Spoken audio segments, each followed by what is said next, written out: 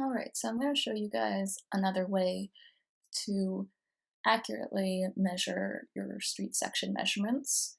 Um, so some people doubt that Google Maps can work, but Annabelle mentioned that often in her professional practice, she finds it fairly accurate.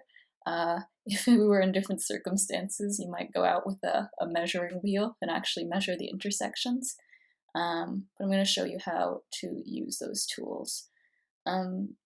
So on satellite view, that's what you want to use because it actually shows where the sidewalks are instead of just streets. You can zoom into your intersection. So I'm choosing one right near Trinity Bellwoods Park. It's on Dundas. Let's do Dundas and Crawford. So I want to show this street section right here. One way to measure, this works best if there's no trees in the way of the place you're measuring, is to right click and measure distance. Now you're going to need to measure each kind of component of your street.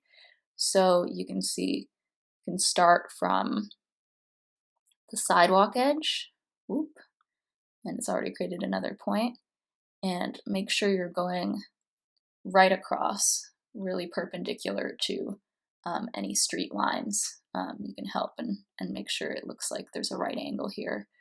And so you would just want to record clear measurement. You can measure distance again.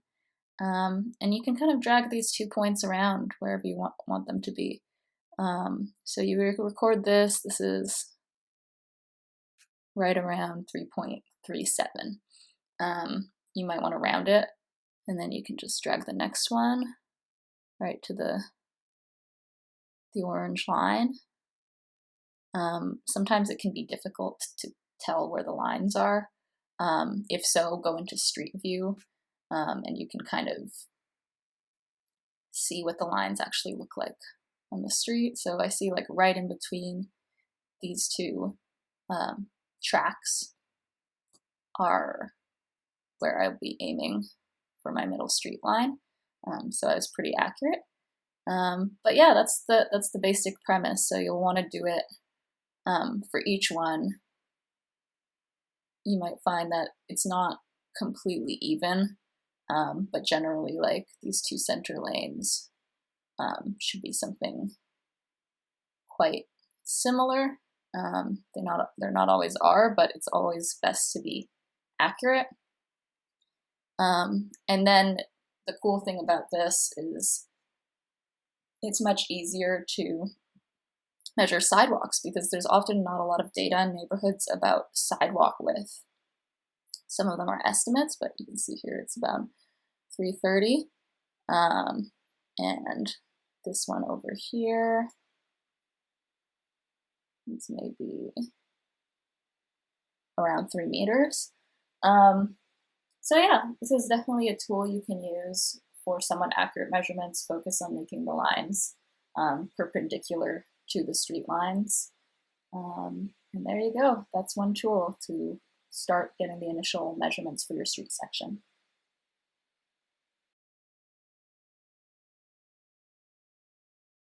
All right, so I mentioned that some profs might not appreciate using Google Maps as your primary measurement method because there are some more accurate ways you can get this information. They might not be available depending on what city you're in. Some cities have very detailed data, like Toronto does, about sidewalk widths and street widths, but it's a different tool that is more accurate if it's available to you, if you can find the data. Some cities also have plans where they'll show the width of streets in their plans, so you can look up kind of urban design guidelines, and they'll have mapped in different categories how big the width of the street is. But it's, in my opinion, more accurate to find detailed mapping data like this, because a lot of times those those are rounded or approximate just to show kind of relative street size in a plan. But sometimes they can be accurate. So if you're having trouble finding data about all the streets that you can measure in a mapping software, always be sure to look for urban design guidelines that mention street width. So Google street width and your area, or street width and your city, and you might be able to find some additional information that way that's more accurate than Google Maps. But here I know that Toronto has street edge. So this is the edge of road. You look at what it's mapping. It's collected through high resolution aerial photography. You know, there's the accuracy amount. Could be similar to using the visual photography of the satellite of Google image to find your accurate street lines, but this has been done by the city. So at least you can reference this is where you've got your data.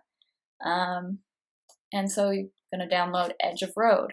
I also know that Toronto Open Data has sidewalk information. So this just shows where the sidewalk is, but what I'm looking for is the physical area of the sidewalks.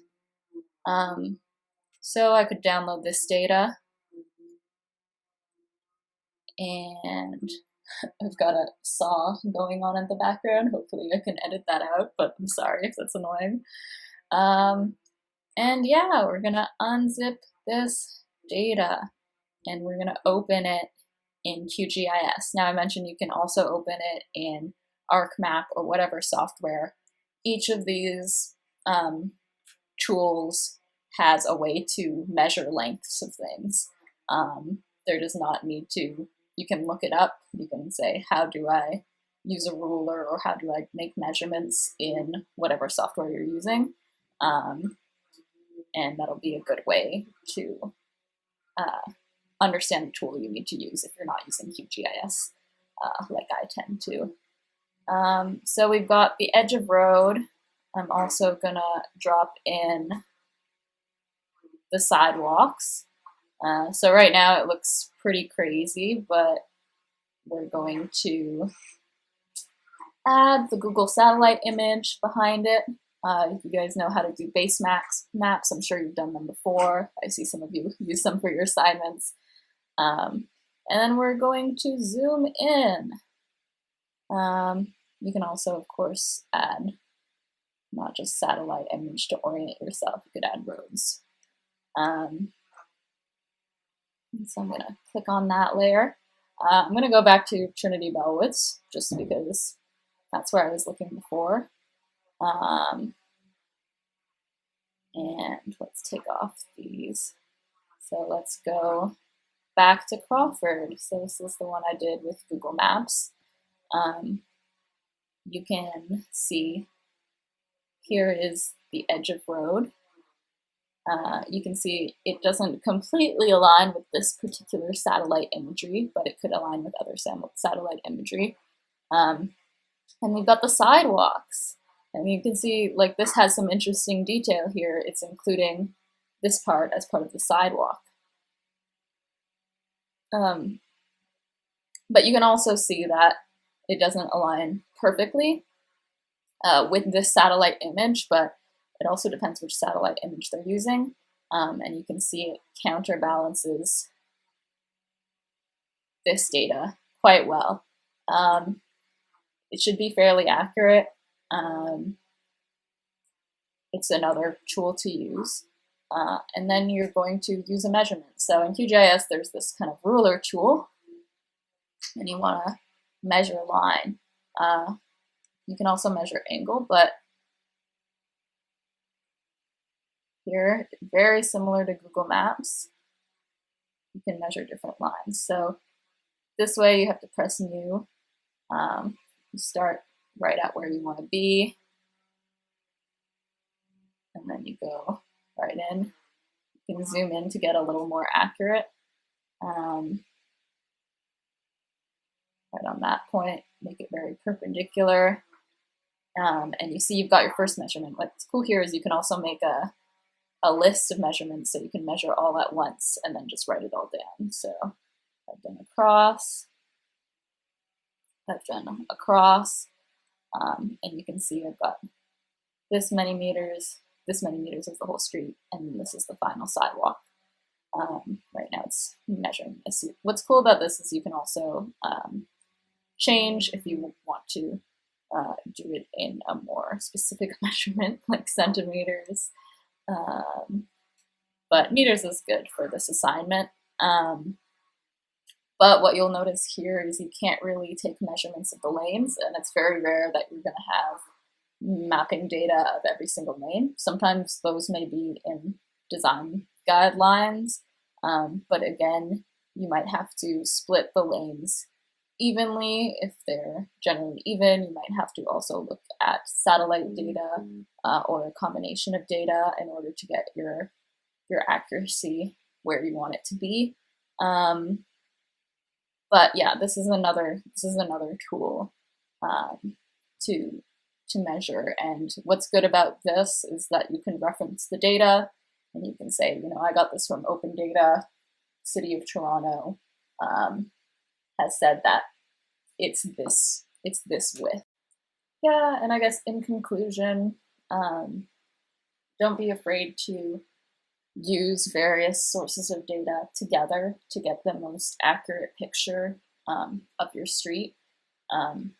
The most accurate is always going in person and having a street measuring tool, but that obviously takes resources and it's difficult to cross the street really quickly with a measuring tool, and it's not within our capacity right now to offer you those tools or to ask you to go outside. So yeah, like using as many tools to get the most accurate measurement you can is the goal.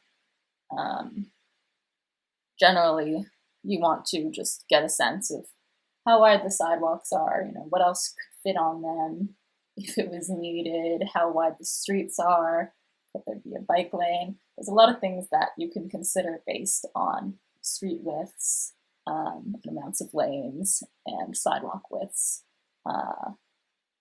because there's a lot of different potential for those different forms. So yeah, this is 2 different ways that you could get the data. You should end up with a list of all the different lanes in order and what width they are, and also get a sense of like how many stories tall the buildings are on either side. Find any data about curb height. There's a lot of interesting things you can add, but the main thing is to get the sidewalk and the lane widths of the street for a street section.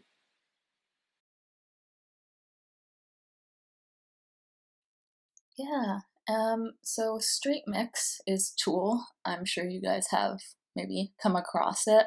Not all profs will love if you use this, but it's definitely a tool that I've heard some planners use professionally to make really quick diagrams to show the public.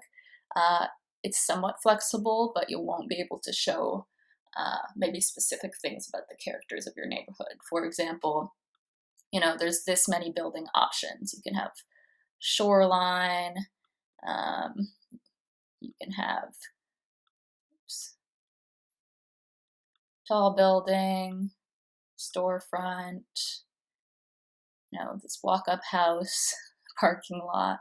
So there's options, but that, they won't necessarily all show exactly what you have.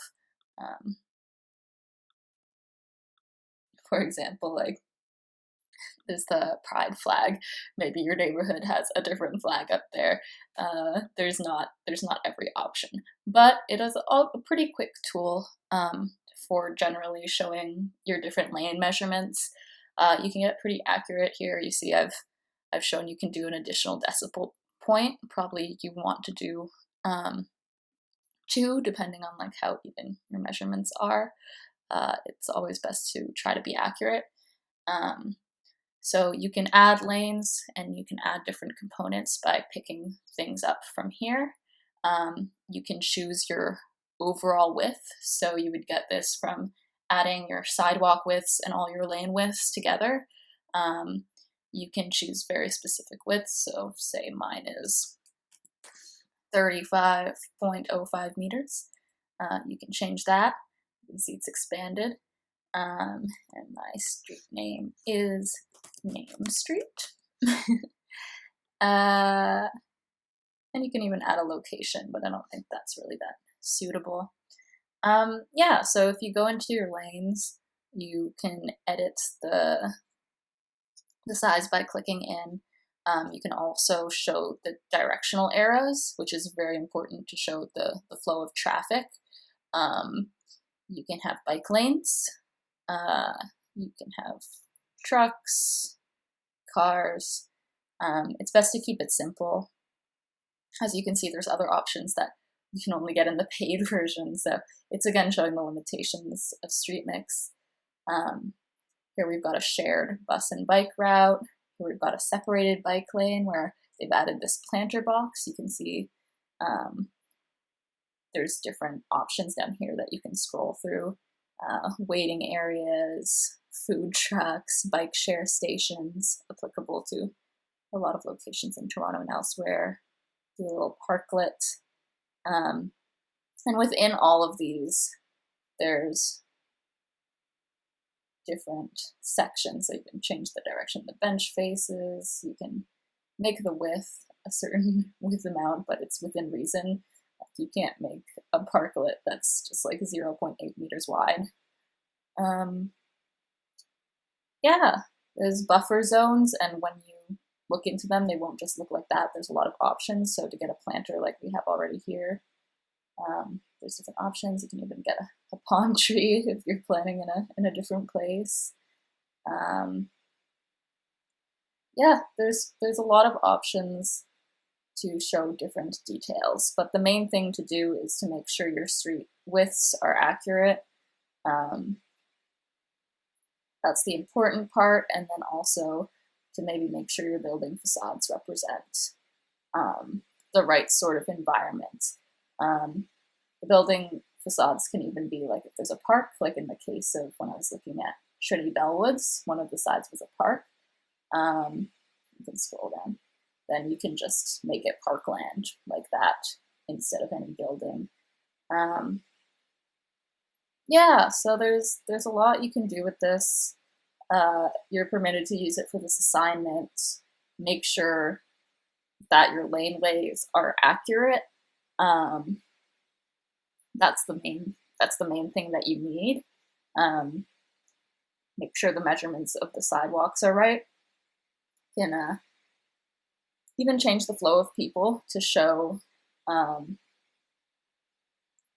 basically the amount of like traffic that can help set the stage. But the most important thing is the measurements, and if there's space where there's public trees or bus stops or interesting features, that's extra and can help show details. Yeah, so basically when you're done and you have your street how you want it to be, you can save as an image. That's probably the most suitable for your needs, and it's got it all out there. Segment name and width. You probably want to turn those on because the measurements are really important in this case. Street name, you can take it or leave it. You could add your own label to street name within your document. Transparent sky is also good if you want to have a different sort of background, or if you want to keep it minimal.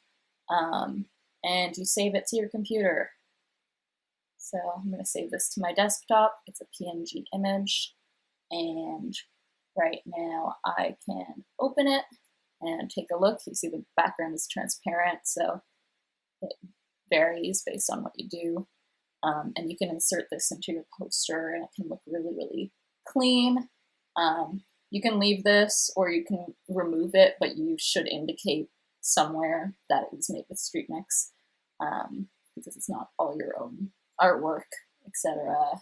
And yeah, it's generally a fun tool for really quick, easy to look at street sections but I'll emphasize the important part is to kind of show the layout of the land. You might even want to detail some things that you can't detail in StreetMix, like sometimes curb height is important. Sometimes you also want to show how tall the buildings are here, like in meters, which you can do by measuring 3D massing often. Or, take an average based on the number of stories. So if you see the building right here is 4 stories, and then you take the amount the average floor is and multiply that by 4. So there's a lot missing that you could do in Illustrator as opposed to StreetMix, and I'll show you that.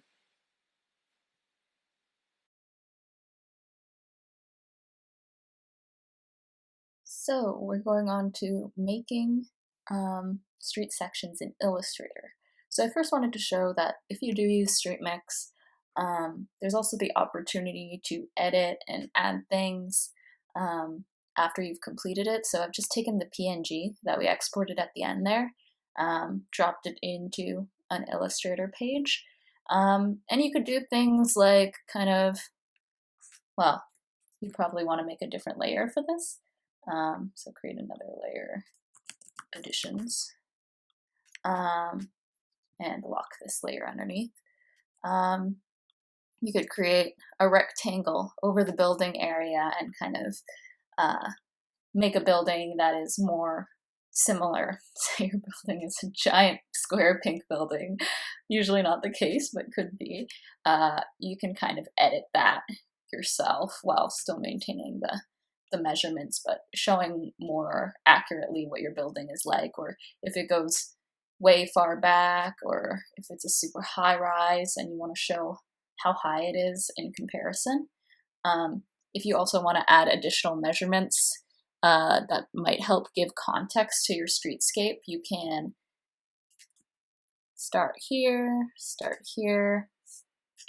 These measurements could come from a calculation of the amount of floors and average floor height in a building.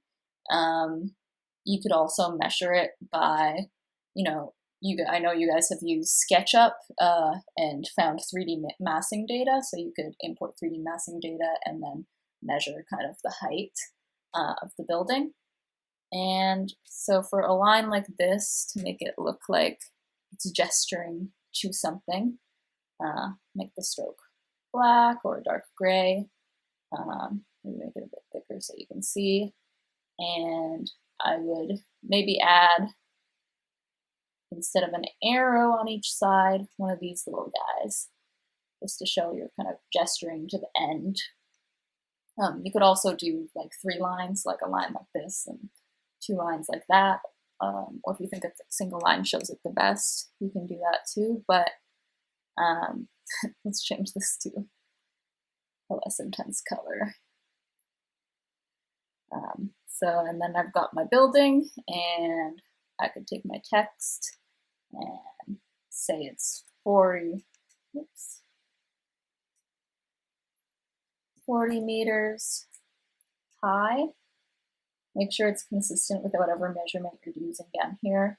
Usually meters is good for street sections. And we'll reduce the size. You can show it like this, put it in the middle of that measurement.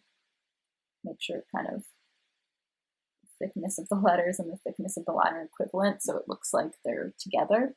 And even you can double click on this. It makes it kind of more of a shape. And you can turn it like that. And so you could give more heights if you think it's relevant. More detail is always good, but for a street section, the main focus is the street. So there's lots of ways to add or remove from a StreetMix as a base.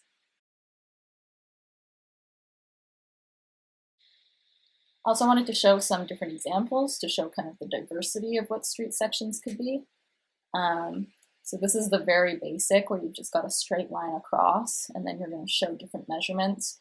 Make sure you always have the arrows somehow to represent direction, because it might not be clear from, just putting the back or front of a car. You don't necessarily even need to have this many cars if it's clear that it's a car lane, or you symbolize it in some other way.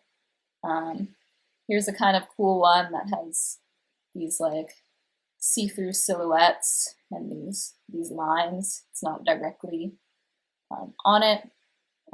It's describing, this part is a sidewalk. They've put down the property lines as well, which may be relevant if you're thinking like what's in the public realm and what's maybe in the private realm. And you see they've done these silhouettes of real pictures. So I'd say these are PNGs of trees that they've put, and they've reduced the opacity. And it creates a cool look. As well as these silhouettes, you can find a lot of these sort of PNG silhouettes online. Make sure to reference them if they're not for use. And you can drop those to kind of create a sense of scale. But make sure if you do this that you're thinking about how big are the people compared to your scale. So if you make a person, you could make a person and draw it this big, and that would not really be representing the scale. So, think about the average height of a human and make sure that it's equivalent to, the meters scale that you're showing here. Here's another cool one, a little bit more realism. They've used actual pictures cut out of people, some cartoonish elements, some real pictures of flowers.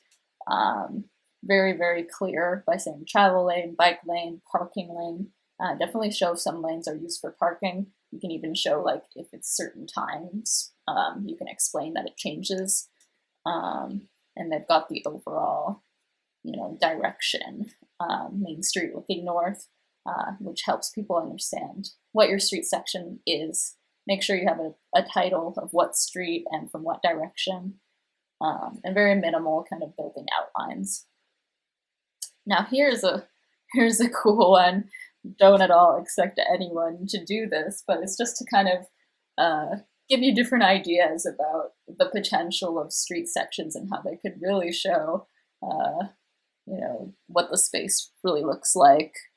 This one's completely cartoony, but because it's 3D, you really get a sense. You can show changes in the lanes, like you can show this turn lane separating out, while in a flat street section it would be pretty difficult to do it, except for maybe just describing it by words or using a symbol to show that it turns into a turn lane. But yeah, anything, there's a lot of different styles that can go. It's to show what the form looks like and to have some accurate measurements. Maybe the moment you've been waiting for, I will show how to make a street section from scratch in Illustrator. So from your previous work, you should have collected kind of these basic measurements, depending on how many street lanes that you have. You want the different area in meters. And you can start really simple just by, putting these all together. What is the width of all of these together? So take out your calculator. You can do that calculation. But the key here to maintaining accuracy is just to make sure, see, you've got the point measurements, to make sure that you kind of create a scale and stick to it to make sure everything's right. So you see here, right now it's using points, and if I want to show a 4.74 point and like make it 1 point per meter, I'm gonna get something really, really small. You can either multiply it in your head and do the math, but generally I like to just change the units that we're using. So I might change everything to, okay, maybe not the type, but change the lines and shapes to show me the measurements that they have in millimeters. So here now you can see okay, I could show like 4 like that. It's still pretty small. The thing is, you can always expand it after, but you're gonna have to work to make sure you've got all the measurements in line first. And then after you do that expansion, if you do that, you will lose kind of what your measurements mean. So it's always good to try to keep it in a way where you can go back and you can draw things and know what height they are in comparison to the other things. So let's try inches. So let's delete that. So I want to show, all right, so this could be pretty big.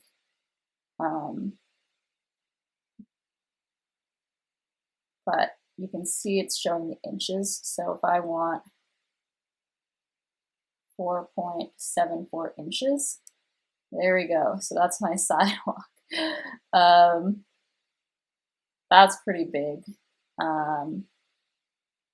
But at least I can kind of see what's happening a little bit more, which is useful.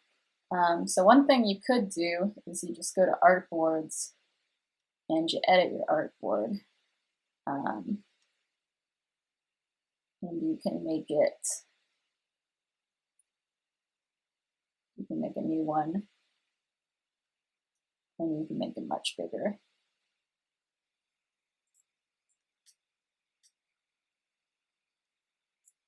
Let's just make it longer. Like I said, you can change the units. You could just decide that for each inch you have here, each inch is 2 meters. And then you could do those calculations. But since I like to keep it simple and not think too hard about it, I often just do this. So you can hover here and you can see that the X, oops.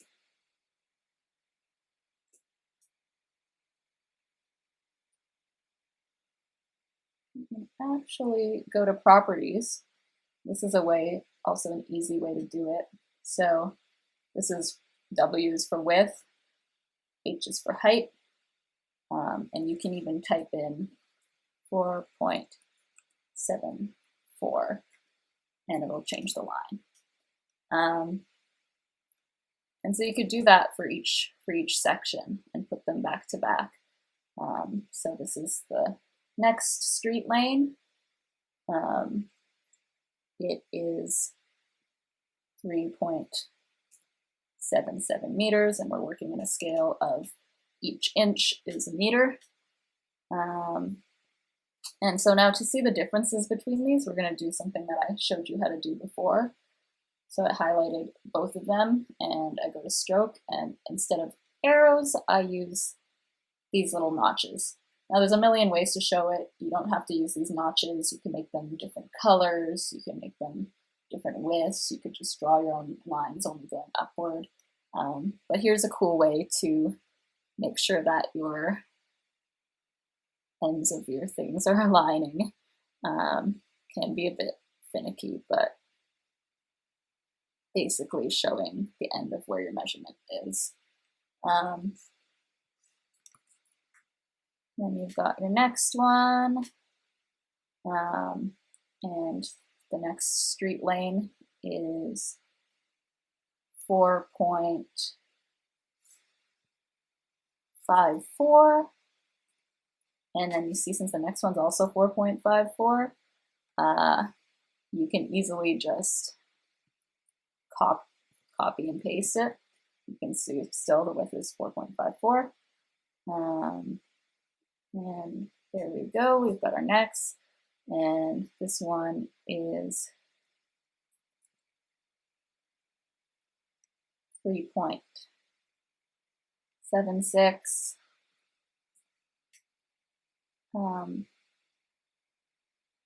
And so on. So let me just do the last one. It is 4.23.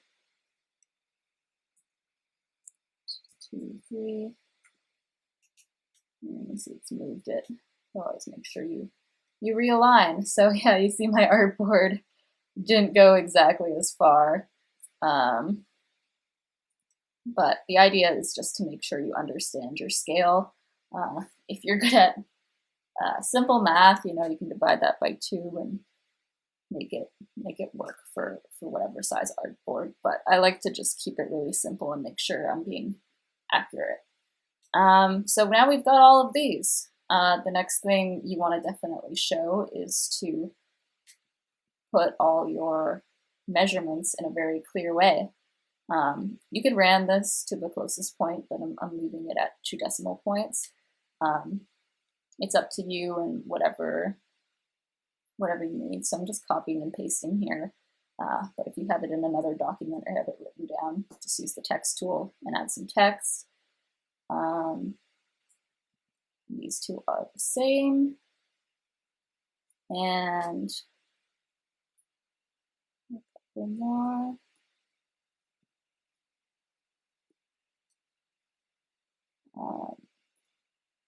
And generally you want to make sure, for the sake of looks and cleanness, that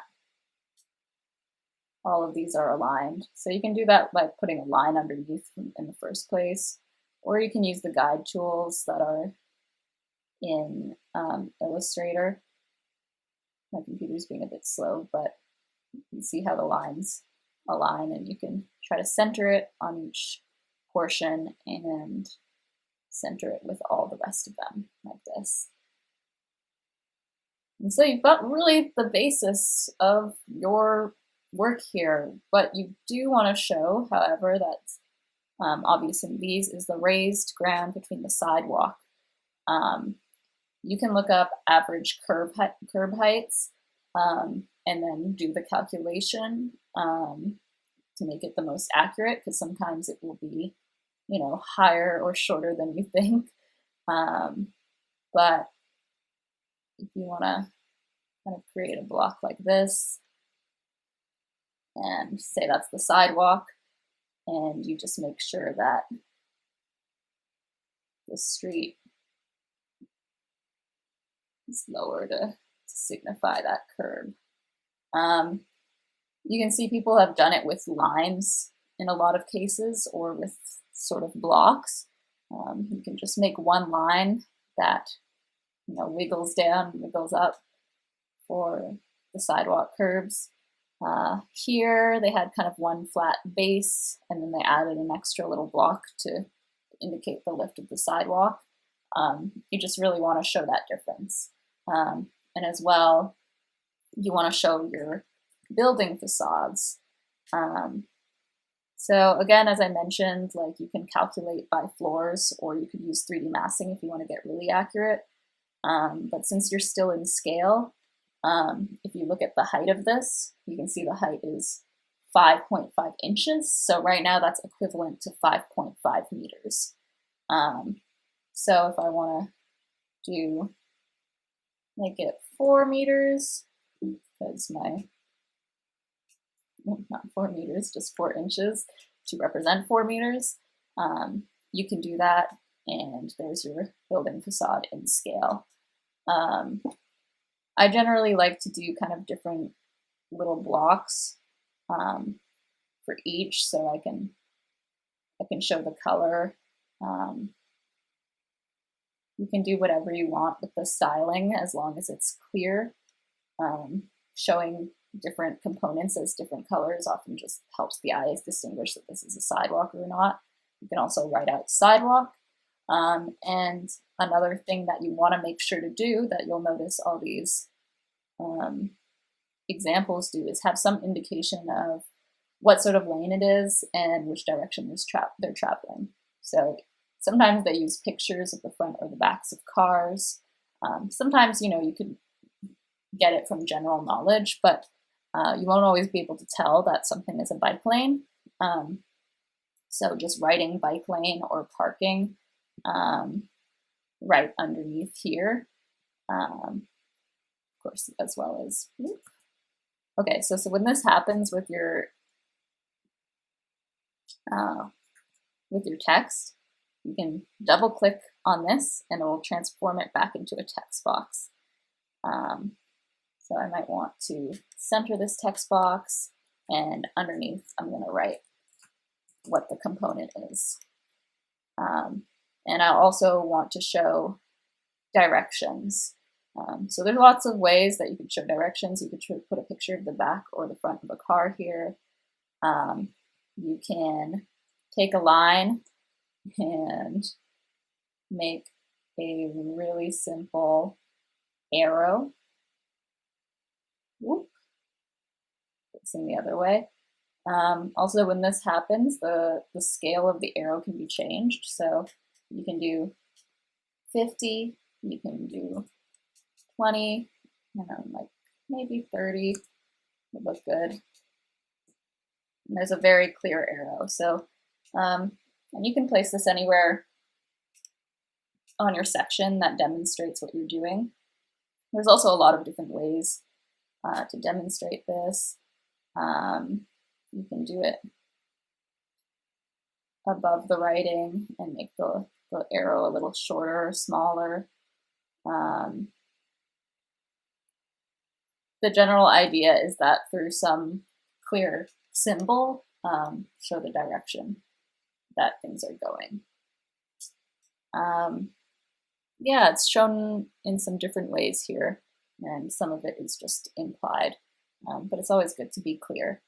And even if you want to get creative, instead of just writing out what things are, if something's a bike lane and a car lane, you could put a little bike lane type symbol here and a car symbol.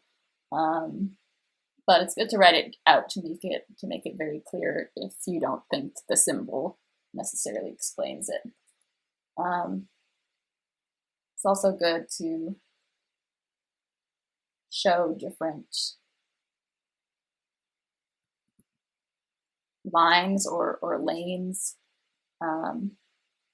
You could keep it just straight like this, but I find it can be useful to just put a line here that matches whatever's actually on the street. Similarly, you could use lines like this to help clearly indicate that there are streetcar tracks. So it could be two lines like this. You'd also maybe want to measure what the distance is between your streetcar tracks, or look it up. They do have that information online sometimes.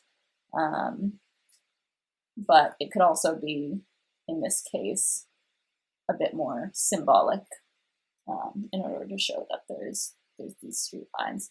So this is the basics. You want to probably leave a version that's like this, and if you ever want to shrink it down, but you can always export your street section. Make sure you also have the name. And I'm just going to show you an example of a street section that I made that kind of shows more fun details and looks a little more interesting, and there's different style choices, but it accomplishes all the same things that I've just shown in here. So I have all the different widths, and I've put the title of the thing of the street intersection. I could have also, probably looking back, would be good, is to say facing east, because they could be at this intersection, but it could be facing west. And here's a picture of the actual intersection that we're looking at.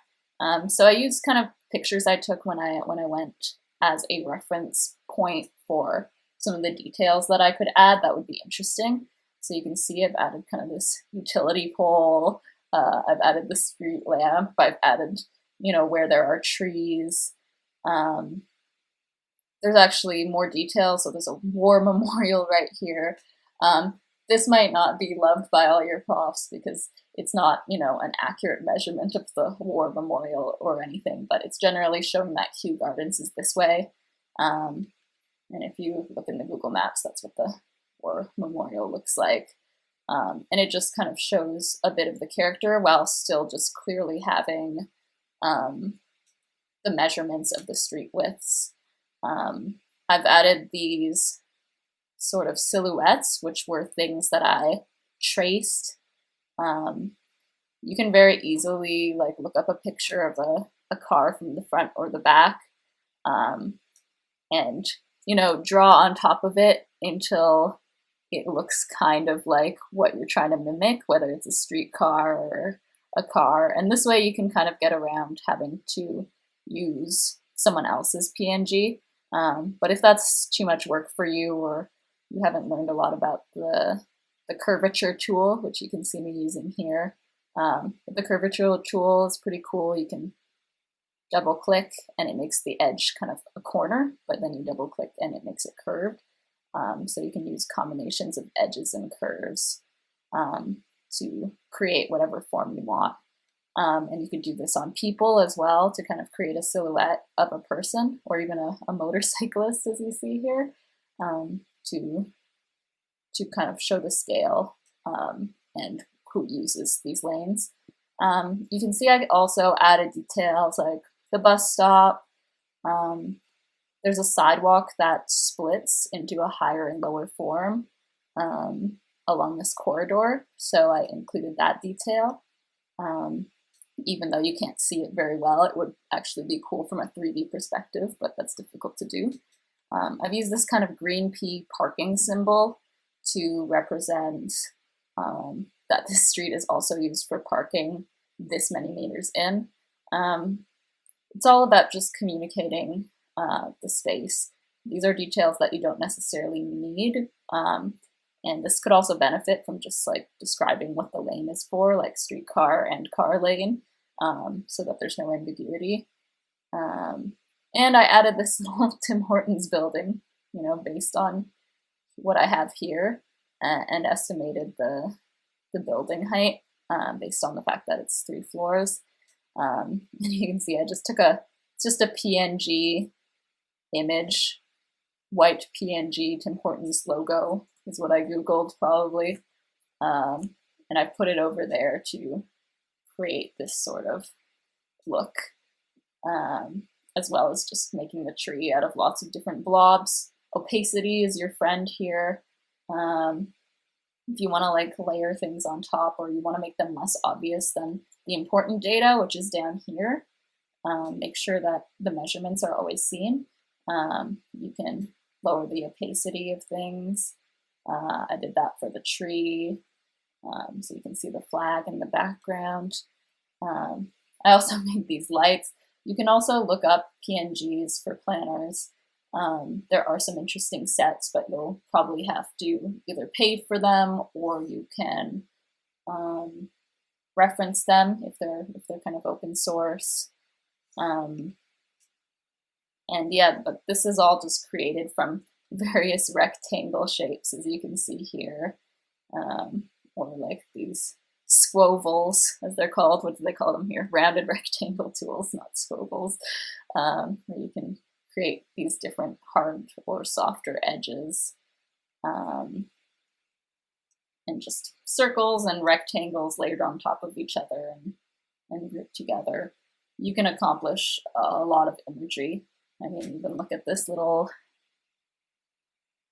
thing. It's just one big red square, one big little white square on top, and then another red square on top. And this is all just from looking at images of the intersection. But it doesn't have to look like this. Like I said, there's a lot of different ways to do street sections. Most important thing is that you have accurate measurements that you show, as well as, showing your intersection in a way that doesn't add anything that's not there, which can be a problem with StreetMix if you have a particular building type and none of the building types really match the building you want to show. That can be an issue. But yeah, these are the main way to make a street section. When you have all your measurements down, you might want to keep a copy of this, but you can also shrink it down and make it just easier to work with and make the file size more reasonable. All of the measurements should be maintained, but just like if you wanted to go in and measure something else now, you wouldn't have that reference of 1 inch to 1 meter in order to do that.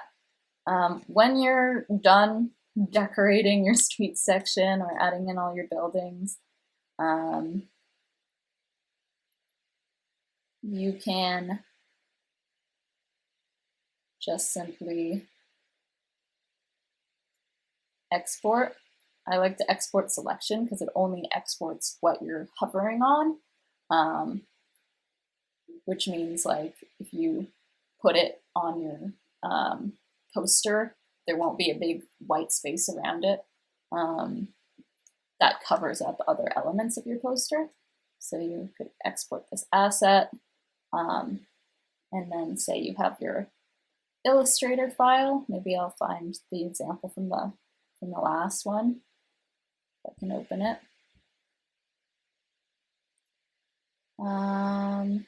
Let's see. Okay, so we've got the template. Spaces are missing because I moved some things around. So you've got your template. You know you want your street section in here, and you find your asset that you have exported, and you drag it in here. And you make it fit however you need it to fit. You can see that here the quality isn't the best. A lot of your assignments that we were going through, well, actually, it was just not looking great. Had maps that were, the quality kind of was at the point where you can't read some of the letters. So just always double check that like you can see the important things, you can see the writing, you can see numbers clearly. So yeah, and here you've got your street section.